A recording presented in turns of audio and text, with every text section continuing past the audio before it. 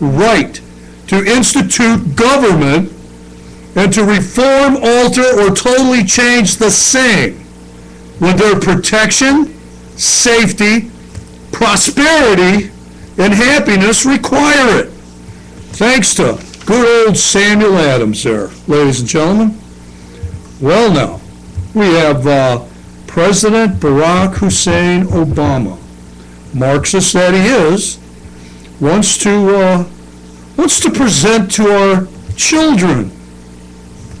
Well, on the initial thought, one would think, now isn't that nice? The President of the United States taking time out of his busy TV appearance time to talk to our children. Well, let's take a real look at what Mr. TV Time is planning on doing. And one of the more disgusting aspects of this is the Department of Education, they're right in line with all this. You know, the big unions and everything, teachers' unions. And if you're a teacher and you have any respect for yourself, your students, your family, this nation, get out of the union now. You need to tear up your union card, throw it in a trash can, and tell them to stay the hell away from you. And you need to do it now. You need to get out of this deal and don't participate in this. Now listen to this one. During the election, remember during the election, the classroom kids that were taught the Obama song and the teacher got fired? Well, California singing songs in praise of Barack Obama.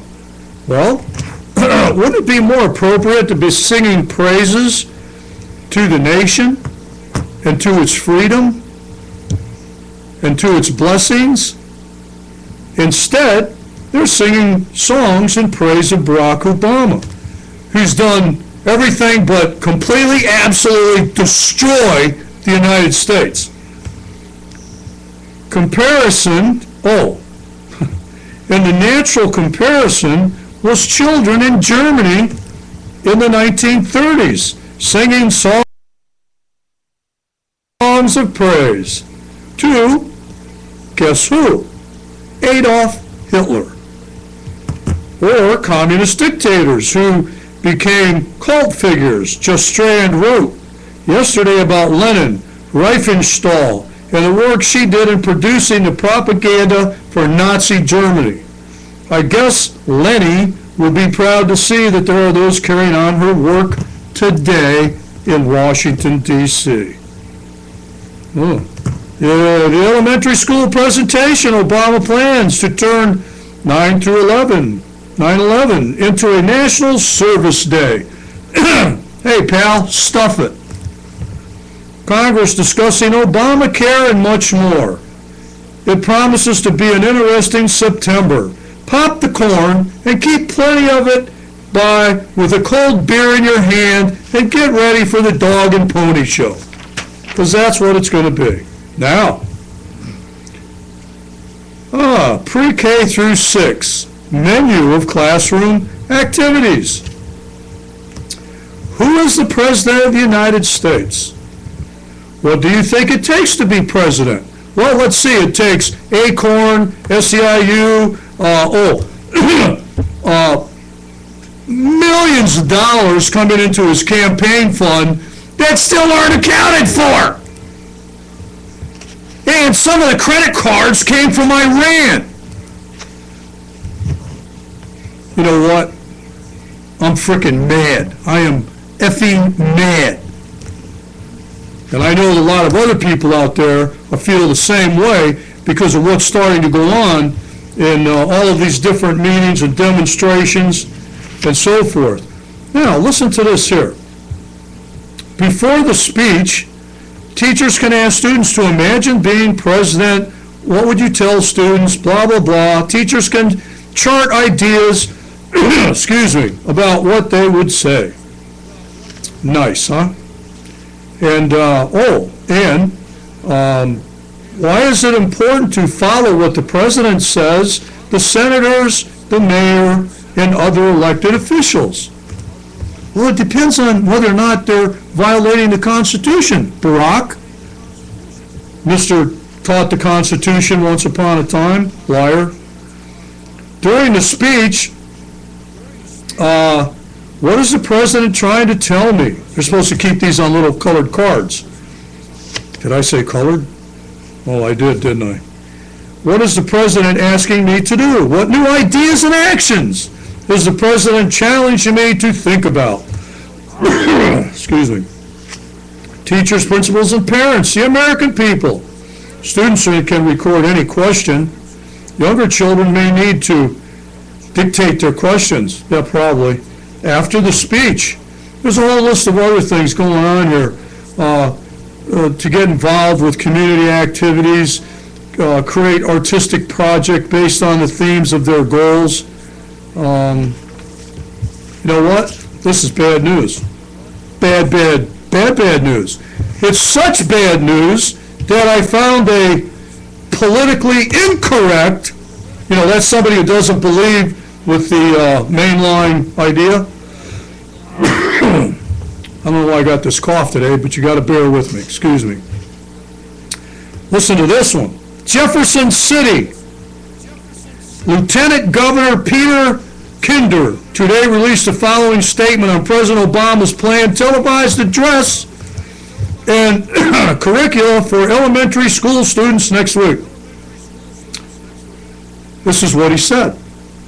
Since taking office in January, President Obama's administration has taken steps never before seen by any president in the realm of government intervention in the United States. Whoa! A lieutenant governor said that? You know what? You need to send him an email, a phone call, and thank him.